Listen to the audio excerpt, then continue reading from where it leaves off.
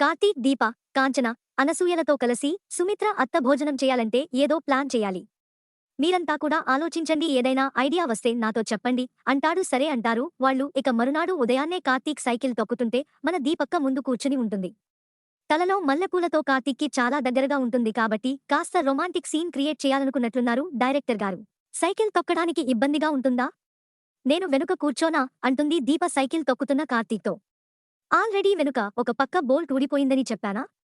నువ్వు వెనుక కూర్చున్నావంటే కింద పడతావా, తర్వాత నీ మీద సైకిల్ మీద నేను పడతాం, నీకు ఓకేనా అంటాడు కార్తీక్ కష్టపడి తొక్కుతూ. దీప మల్లెపూల సువాసనను ఆస్వాదిస్తూ సైకిల్ పడితే ఇబ్బందేలే అంటుంది దీప కొంటెగా నవ్వుతూ. అంటే నేను పడితే ఇబ్బంది లేదా అంటాడు కార్తీక్ బాబు కొంటెగా. దాంతో దీప నవ్వుతూ బావగారికి వెటకారాలు ఎక్కువయ్యాయి అంటుంది.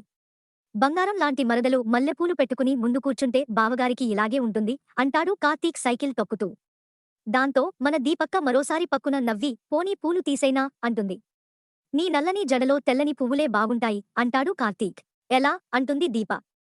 రాత్రి వేళ ఆకాశంలో తెల్లని చందమామలా నీ జుట్టు నల్లని ఆకాశంలా ఉంటే పువ్వులు పౌర్ణమి వెన్నెలలా ఉంటాయి అంటాడు కార్తీక్. బావా, నువ్వు కవితలు కూడా రాస్తావా అంటుంది దీప నవ్వుతూ. నువ్వు రాయమంటే పాటలు కూడా రాస్తాను అంటాడు కార్తీక్. అనుకుంటే వచ్చేస్తాయా అంటుంది దీప. నిన్ను తలుచుకుంటే వచ్చేస్తాయి అంటాడు కార్తీక్. ఇంత ఎండలో సైకిల్ తొక్కుతూ ఇంత సరదాగా ఎలా మాట్లాడుతున్నావు బావా అంటుంది దీప. సరదా ఏం లేదు, సైకిల్ తొక్కుతుంటే సరదా తీరిపోయేలా ఉంది.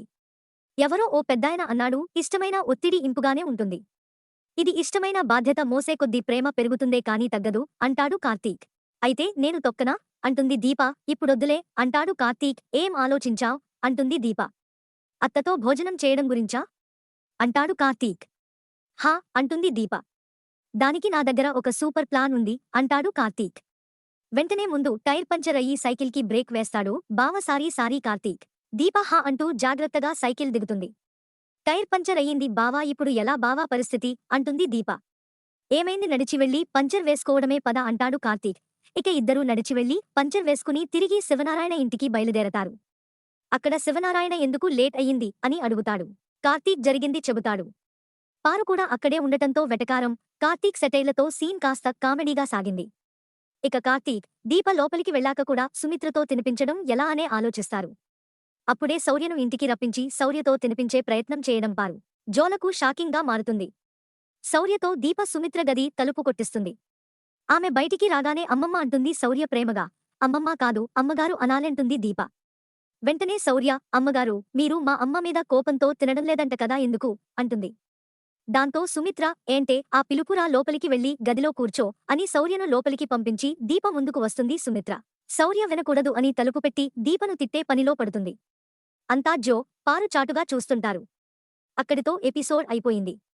అయితే నేటి ఎపిసోడ్లో దీపకు దగ్గరగా కార్తీక్ ఉండటం, మల్లెపూల వాసనను కార్తీక్ బాబు ఆస్వాదించడం, కాస్త డబుల్ మీనింగ్ డైలాగ్స్ పడటం అంతా ఇక శోభనం సీన్ కోసమే డైరెక్టర్గా తొందరపడుతున్నట్లున్నారు.